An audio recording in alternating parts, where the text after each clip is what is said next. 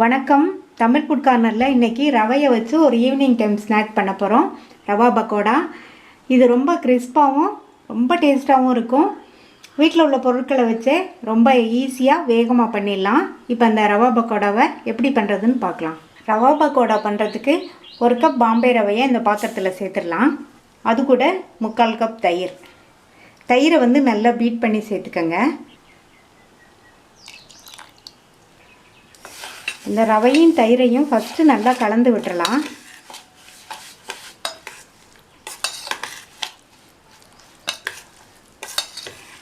நல்லா கலந்து விட்டாச்சு.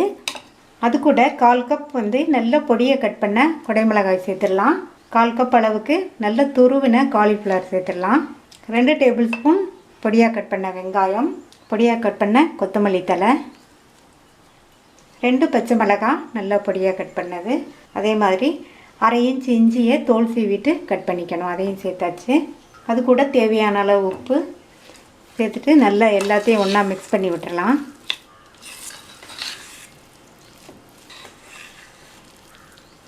நல்லா கலந்ததுக்கு அப்புறமா தண்ணி சேர்த்துக்கணும். கொஞ்சம் கொஞ்சமாக சேர்த்துக்கணும். நம்ம பக்கோடா எடுத்து எண்ணெயில் போடுற அளவுக்கு ரொம்ப திக்காகவும் இல்லாமல் கொழக்கொழப்பாகவும் இல்லாமல் ஓரளவு லைட்டாக திக்னஸாக இருக்கணும். அந்த அளவுக்கு கலந்துக்கலாம். இன்னும் திக்காக இருக்குது. இன்னும் கொஞ்சம் மட்டும் தண்ணி சேர்த்துக்கலாம்.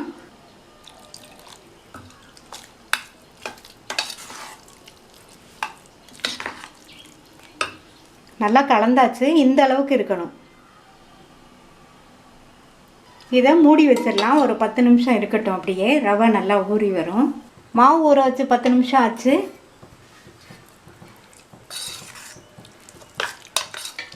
மறுபடியும் ஒரு தடவை நல்லா கலந்து விட்டுருங்க. இது கூட கொஞ்சமாக சோடா உப்பு சேர்த்துக்கலாம்.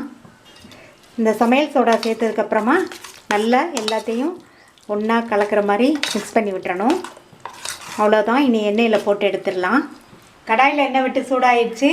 ரெடி பண்ண மாவுலேருந்து ஒவ்வொரு ஸ்பூனாக எடுத்து எண்ணெயில் விட்டுறலாம்.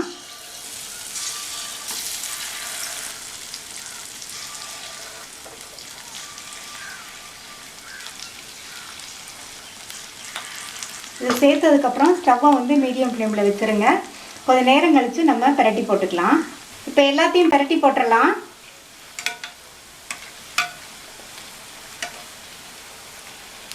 இந்த ரவா பக்கோடா நல்லா கிறிஸ்பாக இருக்கும். அதே சமயம் சாஃப்டாகவும் இருக்கும். நம்ம காய்கறிகள்லாம் சேர்த்துக்கிறதுனால டேஸ்ட்டும் நல்லாயிருக்கும். முட்டைக்கோஸ் வேணாலும் நீங்கள் சேர்த்துக்கலாம். இதுக்கு நிறைய பொருட்கள் தேவைப்படாது. வீட்டில் இருக்க ரவை தயிரை வச்சு வீட்டில் உள்ள காய்கறிகளை வச்சு நம்ம டக்குன்னு செஞ்சிடலாம். இப்படி பிரட்டி பிரட்டி விட்டு கோல்டன் ப்ரௌன் வந்தோடனே எடுத்துடலாம். இப்போ நல்லா கோல்டன் ப்ரௌன் ஆயிடுச்சு. பக்கோடாவை எடுத்துடலாம்.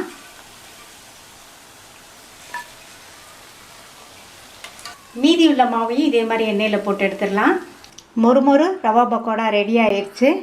நீங்களும் ட்ரை பண்ணி பார்த்துட்டு லைக், ஷேர் அண்ட் கமெண்ட் பண்ணுங்கள். தமிழ் ஃபுட் கார்னர் சேனலுக்கு சப்ஸ்கிரைப் பண்ணுங்கள். தேங்க்யூ.